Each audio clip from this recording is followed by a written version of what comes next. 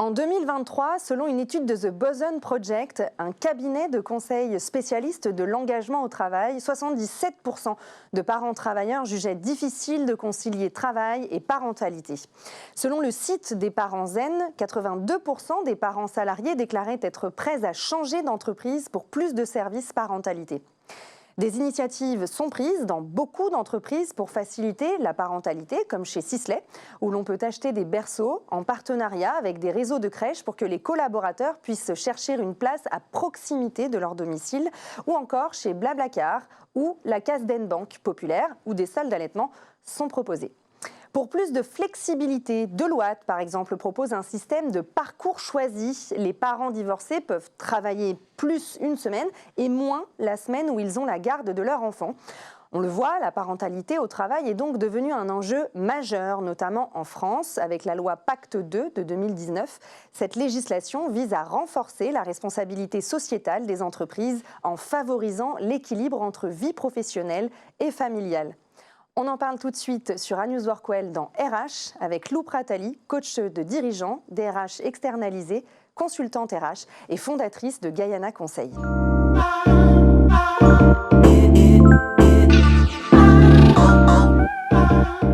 Lou, en tant que RH et en tant que parent, que pensez-vous de ces initiatives mises en place ? Bonjour Claire, merci pour la question. Je trouve ça super que les grandes entreprises ouvrent la voie et donnent à voir des manières de concevoir l'accompagnement des collaborateurs qui finalement sont assez avant-gardistes, qui montrent qu'il est tout à fait possible d'être présent par des actions assez simples finalement. Pour reprendre le dernier exemple que vous avez partagé, le fait de pouvoir aménager le temps de travail d'une semaine à l'autre, en fait, c'est prendre en compte la réalité de beaucoup de parents. Puisque la garde partagée est le mode de garde dominant dans le cadre des couples qui sont séparés. Et en fait, de donner aussi la possibilité aux collaborateurs qui est en train de vivre cette situation d'être serein, tout simplement. C'est un mot que j'utilise beaucoup, mais le fait de pouvoir avoir une charge mentale qui est réduite, une charge émotionnelle, une culpabilité qui est aussi réduite, ça permet tout simplement d'être plus présent à ce qu'on fait. Et donc concrètement, quand on est dans l'entreprise, d'être plus performant, plus créatif, plus en lien avec les collaborateurs avec lesquels on travaille, et donc au service de la mission pour laquelle on est là, et puis aussi au service de sa mission de parent, qui est quand même une mission assez importante, on en a tous bénéficié a priori. Donc ça permet d'être plus ancré dans le présent, quel que soit l'espace dans lequel on est. C'est vraiment génial que les grandes entreprises prennent ce rôle, qui est un rôle qui était porté par le cercle familial à une époque, puis par la société, qui l'est toujours, et qui est de plus en plus aussi réinternalisé au sein des entreprises et donc supporté par le privé, tout simplement. Donc ça pose quand même la question des grandes différences de traitement parce que différences de moyens entre grandes et petites entreprises. Oui, j'allais vous demander, est-ce qu'on est sur la bonne voie de manière générale dans le cadre justement de cette parentalité en entreprise ? J'aurais beaucoup de mal à répondre à la question et à m'avancer parce que je ne connais pas la multiplicité des situations des entreprises en France et ça mériterait peut-être une étude approfondie pour avoir une vision globale et être en capacité, sur la base d'analyses très factuelles et de données, de savoir ce qu'il en est. De l'expérience que j'ai eue et que j'ai, c'est un sujet qui peut être assez controversé déjà. Parce que vous allez vous retrouver confronté à tous ceux qui disent oui, enfin bon, ils sont parents, ils l'ont choisi, ils n'ont qu'à assumer. En tout cas pas pour l'instant dans ce débat-là. Mais il y a aussi la question, vraiment, on en parlait précédemment, mais des moyens. C'est au-delà de l'aménagement du temps de travail, créer des salles d'allaitement, ça implique d'avoir des bureaux, créer des salles de sieste par exemple, ça implique d'avoir aussi des locaux. Quid de toutes ces organisations qui sont totalement décentralisées, qui sont dans des flex-office? Est-ce que c'est des choses qui se pensent de la même façon?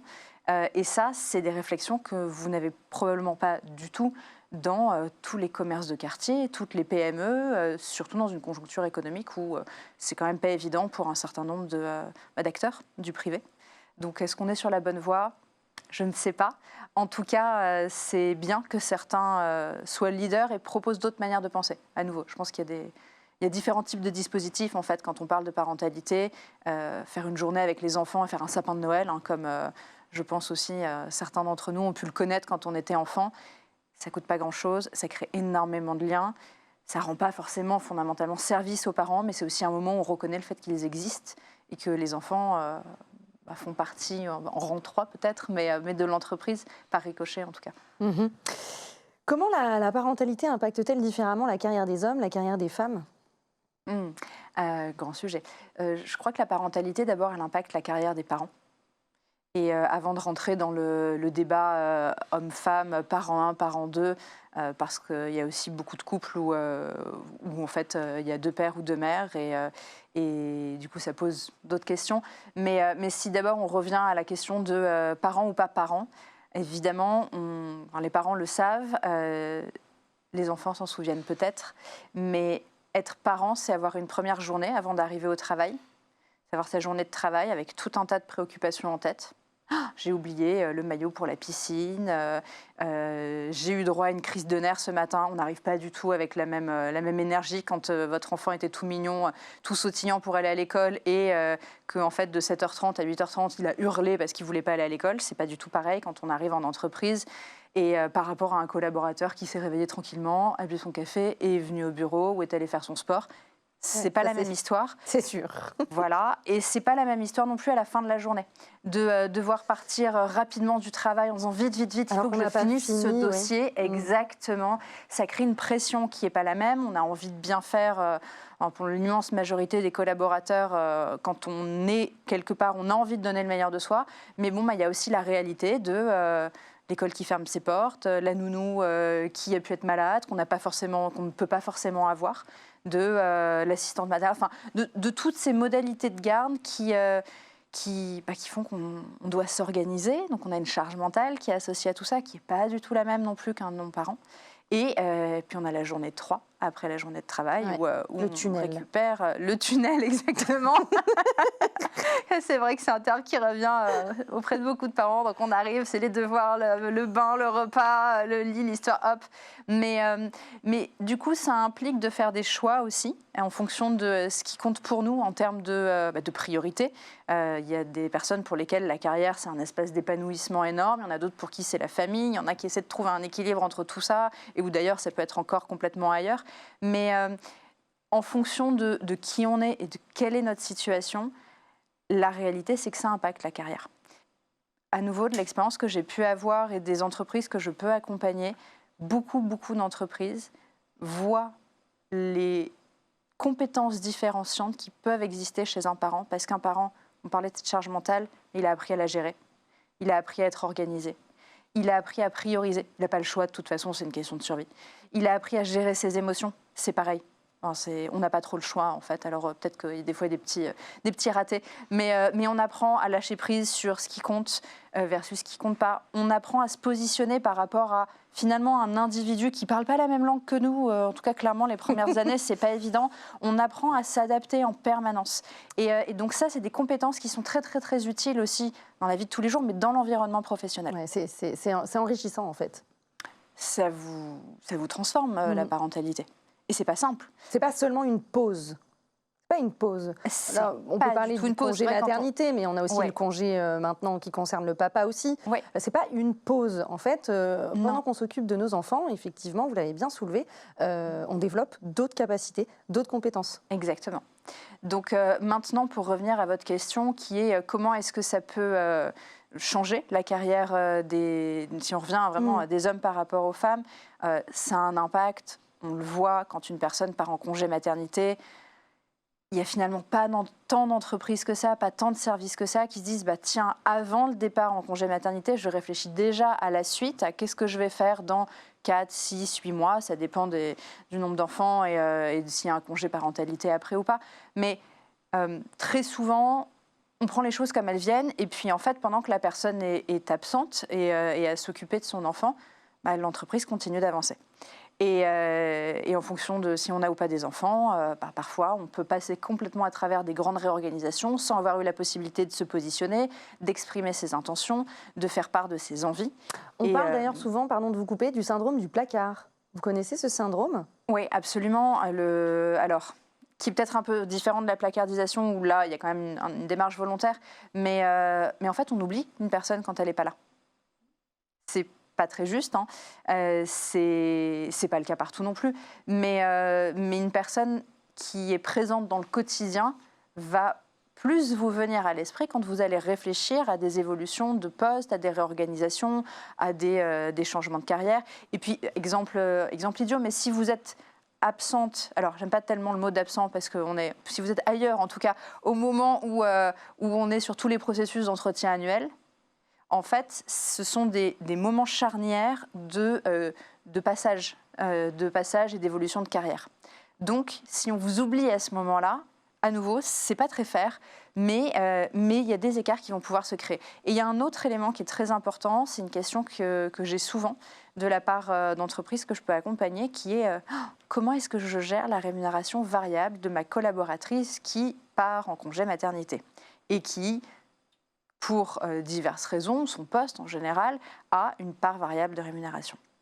Et là, en fait, il y a un vrai problème de discrimination qui peut arriver très rapidement parce qu'on se retrouve avec à nouveau, pas de généralité, il y a plein d'entreprises où ce n'est pas le cas, mais on peut se retrouver en tout cas avec des entreprises où le décideur vous dit ah ben non, je ne vais pas lui donner son variable, elle n'a pas contribué à l'atteinte des objectifs business de l'entreprise, puisqu'elle n'était pas là.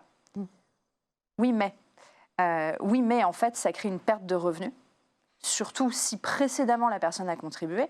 Ça crée un décalage énorme en termes de revenus à l'instant T, mais en fait de cotisation, de droit à la retraite. Donc il suffit qu'on tombe sur une personne qui a eu plusieurs enfants, ça arrive quand même dans la vie, et l'écart va se creuser. Et il est très compliqué à rattraper cet écart.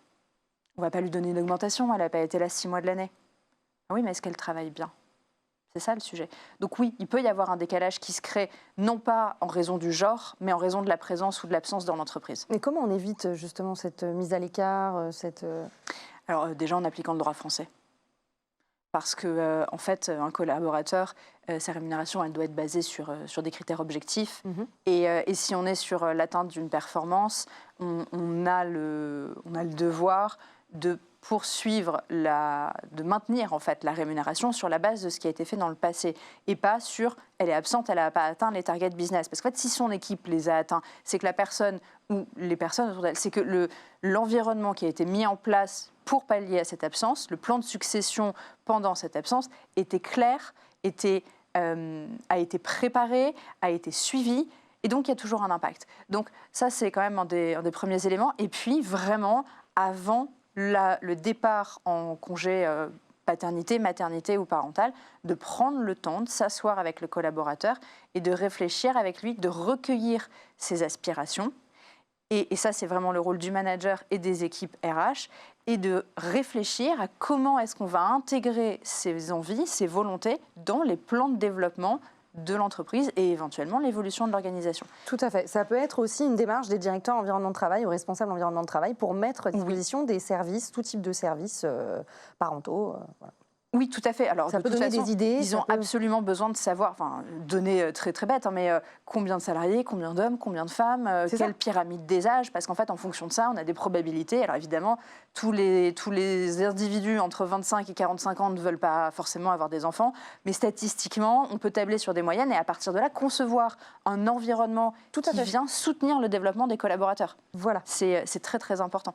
Et alors, on en parlait tout à l'heure, mais l'exemple de la salle de sieste, quand vous êtes un jeune parent. Alors, chanceux sont ceux qui sortent de la maternité ou passent le premier mois et pour qui leur enfant fait les nuits. La grande majorité, c'est quand même pas le cas. C'est quelqu'un qui a un enfant qui a fait ses nuits à 4 ans qui vous parle. Mais voilà, je peux vous dire que c'est un petit peu tiré. Avoir des On voit que ça vous a marqué. Oui. Il y a une revendication là. Absolument. Non, mais les journées ne sont pas les mêmes. Non. Vraiment, quand vous dormez 6 heures, mais réveillé 6 fois, c'est pas du tout la même histoire que 8 heures d'une traite ou même 6 heures d'une traite. Mais avoir typiquement ce type d'information, donc de la pyramide, de la composition des collaborateurs, permet de concevoir, et ça peut être une toute petite salle de sieste où vous dites, bah tiens, celui qui a dormi 2 heures, peut-être qu'avant sa présentation client, s'il fait 20 minutes de micro-sieste, il ou elle, peu importe, on a plus de chances de signer le contrat. Ça, c'est très pragmatique, en fait. Et on n'est pas dans du il faut veiller à la santé, au bien-être des collaborateurs, je dirais de manière lénifiante. C'est pas ça le sujet. C'est pas d'être le papa ou la maman des collaborateurs. C'est de veiller à l'individu pour qu'il soit en capacité d'exprimer le meilleur de lui-même, tout simplement. Et dans ce cadre-là, au service de l'entreprise. Alors là, bon, on parle effectivement d'une possible problématique de concentration, ou voilà, enfin, en tout cas, ça peut apporter pas mal de soucis, le fait de ne pas dormir, la productivité en empathie. Oui. Mais quels sont les principaux défis rencontrés de manière générale par les parents salariés aujourd'hui? Je pense que ça dépend énormément de l'âge des enfants.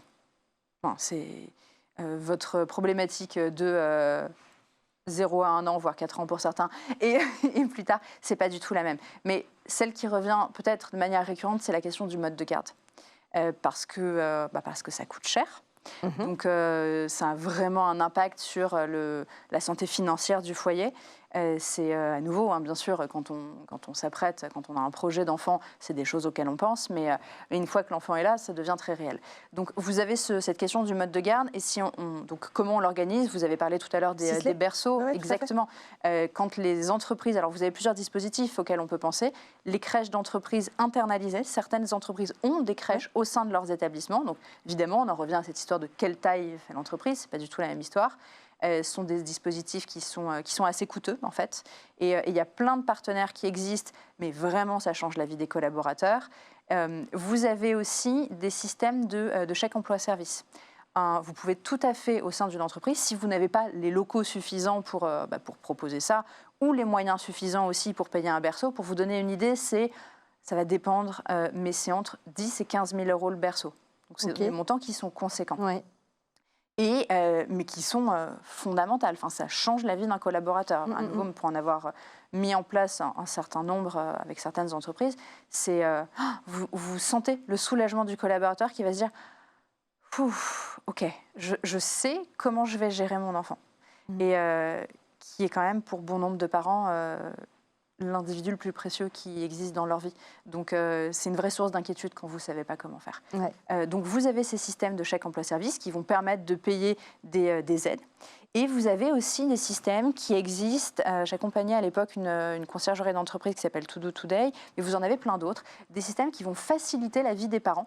Et à nouveau, c'est tout ce qui va réduire cette grande boîte de charge mentale, mais faire vos courses, amener les trucs chez le cordonnier, prendre rendez-vous, j'en sais rien, chez le coiffeur. C'est des solutions qui vont amener beaucoup de facilité pour les non-parents aussi, d'ailleurs. Mais ça va fluidifier le quotidien. Donc, à nouveau, c'est toujours cette même histoire de taille d'entreprise, mais vous pouvez complètement imaginer des dispositifs qui seraient analogues à celui-là. Je vous donne un exemple. Vous faites un partenariat avec La Ruche qui dit oui, ou n'importe quel système de livraison de panier repas. Et ben, votre collaborateur, le soir, quand il rentre, il ne va peut-être pas faire ses courses, il va pouvoir être dans l'instant présent avec son enfant, parce qu'en fait, il sera reparti avec son sac de courses. C'est des petits détails, mais qui changent la vie au quotidien. D'ailleurs, je voulais vous parler d'une solution que propose le Cocon. C'est un espace de coworking à Bordeaux où se mêlent bureaux et crèche. Et voilà, ça s'appelle la Villa Maria, dans le quartier de Codéran. Et c'est Marina Larry, qui est une entrepreneuse, qui a mis ça en place. Elle a eu l'idée de ce cocon en 2019, une fois qu'elle s'est installée à Bordeaux avec son fils qui avait 18 mois. Et elle avait, comme beaucoup de jeunes parents, des difficultés à pouvoir faire garder son enfant. Donc c'est intéressant parce que là, on a un autre système de travail et flexibilité. On est en coworking, on n'est pas forcément à l'entreprise, mais bon, on peut être salarié et donc du coup télétravailler dans des espaces un peu plus agréables. Et là, on emmène son enfant avec nous. Et puis du coup, il y a une cohésion qui se crée. On n'est pas que là pour avoir son enfant pas loin et c'est pratique, mais on peut aussi parler parentalité avec les autres personnes qui sont là et ça fait du bien. Ça fait du bien. Ça crée du lien en fait. Exactement. Ouais, parce qu'en fait, on est confronté au même type de problème en général entre parents. Où on se dit oh là là, mon Dieu, mon enfant est unique. Ah non, en fait, ça va. C'est ça. Pas du tout. Exactement. Toi aussi, il fait les mêmes sortes de crises, d'accord. Et ça aide à relativiser. Et c'est très intéressant parce que oui, ça crée des contraintes dans la vie du quotidien, mais ça crée énormément de liens et de solidarité entre collaborateurs aussi. Je vous donne un exemple tout bête, mais ça c'est pareil, c'est des petites choses qui nécessitent aucun moyen, aucun espace. C'est assez rare que tous les collaborateurs dans l'entreprise aient des enfants du même âge. Ça, jamais vu. Qu'est-ce qui vous empêche de dire tiens, vendredi midi, de midi à 14h, chacun ramène tous ses vêtements qui sont plus à la bonne taille et on mutualise. Ah, c'est super, ça, c'est une bonne idée. Ça se fait déjà simple. en entreprise? Vous avez des exemples? Moi, je l'avais fait entre collaborateurs, mais pas entre parents. Mais en fait, ce serait très simple à faire. Oui, c'est vrai, c'est une bonne idée. Merci. Et ça a un impact sur le quotidien et sur les finances. Sur l'écologie aussi. Hein. Sur l'écologie aussi, absolument. Comment on peut mesurer l'impact de ces mesures sur la satisfaction des salariés et la performance du coup de l'entreprise? Alors, vous avez un outil, le plus simple de mesure de satisfaction des salariés reste de faire un sondage anonyme où vous posez une question sur laquelle vous avez envie d'avoir des réponses. C'est très basique, hein, mais bon, en général... Il faut le mettre en place. Il faut le mettre en place. Et vous avez plein de systèmes pour le faire. Vous pouvez le faire une fois par an, vous pouvez faire tous les mois, vous pouvez faire des petites questions oui, non. Êtes-vous satisfait de la manière dont, j'en sais rien, la parentalité est prise en charge? Question très large. Avez-vous... et puis alors, après des questions... Amazon faisait ça, je ne sais pas s'ils le font toujours, mais faisait ça à un moment donné. C'est-à-dire que tous les jours, vous aviez un petit pop-up qui s'ouvrait avec une question complètement aléatoire, du très large au très circonstancié. Et ensuite, les équipes RH, derrière, faisaient des croisements de données pour voir quelle sorte de sujet améliorer. Je vous parle d'une très grande entreprise, c'est quelque chose que vous pouvez faire aussi à toute petite échelle, en mettant une boîte à chaussures avec des papiers et les gens mettent leurs idées et disent ce qu'ils ont à dire. Enfin, du plus technologique au plus basique, en fait. Ouais, c'est peu importe la manière de recueillir le feedback des collaborateurs, ce qui compte, c'est de le faire. Et si c'est anonyme, en général, vous avez plus d'informations que si ça ne l'est pas. Oui, tout à fait. Et que risquent les entreprises si jamais elles ne prennent pas en compte ces problématiques de parentalité? Du turnover. C'est ça. En fait, que risquent les entreprises quand elles ne prennent pas en compte les humains qui travaillent pour elles? Que les gens partent. Manque de fidélité. Et c'est valable, exactement. Et c'est valable aussi pour les parents. Là où, je mets des guillemets à que les gens partent, mais qu'est-ce que ça implique? En fait, ça implique que vous avez passé du temps pour réfléchir à un poste, pour trouver la bonne personne, pour la recruter. Vous avez mobilisé plein de collaborateurs. Un processus de recrutement, c'est des heures de travail. Et il y a les entretiens, mais il y a aussi tout le travail de réflexion sur qui, quoi, comment, où, combien. Et donc, tout ce travail-là. Ensuite, la personne arrive. Il faut prendre le temps de la faire monter en compétences, de lui expliquer, de tisser des liens avec les collaborateurs. Cette personne-là, elle va tisser des liens en interne, elle va tisser des liens en externe, elle va s'installer progressivement dans le poste. Si elle part au bout de 1 an, 2 ans, 3 ans, le savoir, l'investissement en fait, en temps et en argent que vous avez fait, vous le perdez. Et c'est une perte sèche. Là où beaucoup en fait, d'entrepreneurs se disent bon, c'est pas grave, il y en a qui arrivent, il y en a qui partent. Bien sûr, c'est la vie de l'entreprise, vous n'êtes pas marié, c'est ni un mariage ni une prison, c'est un croisement d'intérêts. Ceci étant, votre retour sur investissement, il n'est vraiment bon qu'au bout en général de 2 ans. Parce qu'il faut tout ce temps de formation. Et la manière que vous avez d'estimer un petit peu le coût de cet investissement qui est dilu en fait dans le temps et dans les finances, c'est de vous dire, en gros, je prends 6 mois de salaire de la personne, brut. Et là, vous réalisez à quel point ça vous coûte cher des collaborateurs qui partent. Donc, fidéliser quelqu'un avec qui ça se passe bien, qui amène de la valeur et qui part juste, alors à nouveau, je mets des guillemets aussi à juste, mais parce qu'il n'arrive pas à trouver son équilibre, c'est du gâchis, tout simplement. Tellement de temps perdu. Quand on parle de fidélisation, on parle aussi de la nouvelle génération, la génération Z, à peu près 18-28 ans, qui est très attachée justement à ce type de service parce qu'ils pensent à l'après. Bon, la plupart, malheureusement, pour des raisons notamment écologiques, ne veulent pas forcément devenir parents aujourd'hui. Mais il y en a. Et pour avoir interviewé beaucoup de jeunes de cette génération, ils nous disent, moi, voilà, à terme, j'aimerais trouver une entreprise qui puisse prendre en compte le fait que je sois maman, le fait que je sois papa, et qui puisse me proposer des services ou même un contrat qui pourrait m'aider avec mes horaires, un contrat plus flexible. Enfin, c'est ce qu'ils recherchent. Oui, le sujet de la flexibilité, de la liberté, en fait, est très prégnante chez ces générations. Alors, chez beaucoup de gens, mais encore plus à ces endroits-là. Très marqué sur cette génération. Ouais, absolument. Quels seront justement pour vous les principaux défis et opportunités en matière de parentalité en entreprise dans les années à venir? Merci pour la question, c'est très intéressant. En fait, finalement, ça reboucle un petit peu avec ce qu'on se disait au départ. La structure sociale a beaucoup changé. La famille, le concept de famille a beaucoup changé. La famille avec les grands-parents, les oncles, les tantes, où tout le monde habitait au même endroit. On a complètement switché jusqu'à arriver dans l'extrême de la monoparentalité, ou parfois choisie, parfois subie. Il y a de plus en plus de personnes qui ont des enfants seuls aussi. Et en fait, pas pour rien qu'on dit qu'il faut tout un village pour élever un enfant. C'est une vérité. Quand on est tout seul, c'est très compliqué. C'est pas évident, effectivement. Et ceci étant posé, on se retrouve avec des cellules familiales qui n'ont pas toujours de soutien moral, émotionnel, matériel, logistique. Et ce besoin, il existe quand même. Enfin, il ne disparaît pas avec l'absence de soutien. De telle sorte qu'en fait, on a quand même un enjeu en tant qu'entreprise de se poser la question de notre rôle. Est-ce qu'on est censé suppléer à ce changement de structure sociale ? Est-ce qu'on a envie de le faire ? Qu'est-ce que ça signifie pour nous, dirigeants d'entreprise, en termes de culture d'entreprise ? Qu'est-ce qu'on a envie de créer ? Quelle est l'empreinte qu'on a envie de laisser dans le monde ? Et ça, c'est des questions qui méritent de ralentir un tout petit peu quand on est dirigeant et quand on crée un projet, du plus petit au plus grand, vraiment. Enfin, c'est valable pour la boucherie de quartier, c'est valable pour la multinationale, c'est la même chose, parce qu'il y a des ajustements que vous pouvez faire. Vous n'avez pas du tout les mêmes moyens, mais il y a des ajustements que vous pouvez faire. Comme par exemple, qui prend ses congés ? Et quelle est la priorité ? Alors, à nouveau, là, on a le droit français qui donne des informations. Vous avez des enfants, vous êtes prioritaire sur les dates de congé. Mais bon, est-ce que c'est quelque chose, vous, en tant que dirigeant, ou que service RH, ou que directeur en événement de travail, enfin, voilà, ça va dépendre, ou que manager, mais que vous allez connaître, déjà, on n'est pas toujours au courant, même si nul n'est censé ignorer la loi, elle est de plus en plus large, donc c'est difficile de tout savoir. Et puis que vous allez promouvoir. Donc, prendre en compte ces différences-là, aller vers une plus grande individualisation, c'est assez clé quand même dans l'accompagnement. Et c'est ce que demandent de plus en plus les travailleurs et les travailleuses d'aujourd'hui. Et comment on y va dans ces changements ? Comment on y va ? En prenant le temps d'écouter les besoins. Enfin, là, je pense qu'il faut être très simple. C'est quels sont les besoins, quels sont les moyens à notre disposition. Parfois, on n'en a aucun. Comment est-ce qu'on fait pour être créatif ?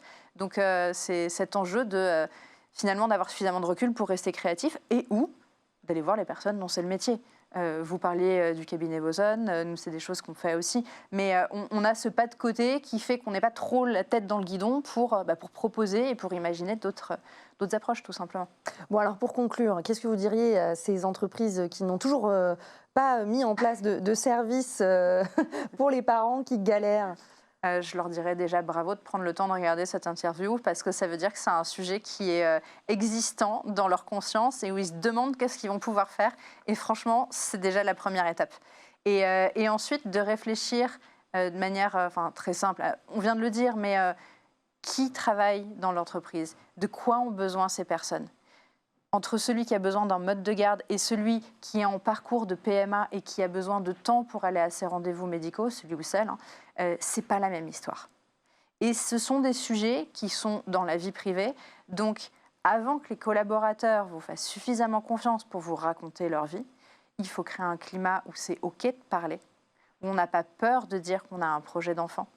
Ça peut être des détails, par exemple sur la fiche de poste, quand vous allez recruter quelqu'un, rajouter une petite ligne en disant nous sommes ravis d'accueillir des parents ou des parents en devenir. Parce que vous avez plein de situations, ça remonte de temps en temps dans l'actualité de je suis enceinte, il ne faut surtout pas que ça sache pendant les entretiens. Et en fait, de vivre dans la peur de sa future parentalité, d'être démasqué. C'est quand même triste. Triste, puis c'est super rude. Enfin, vous êtes dans une culpabilité, vous êtes dans une espèce de conflit de loyauté entre votre futur employeur et vous-même. Enfin, donc, de détabouiser. C'est OK d'être parent, c'est OK de partir en congé maternité et paternité. L'entreprise, elle sera là, vous pourrez contribuer.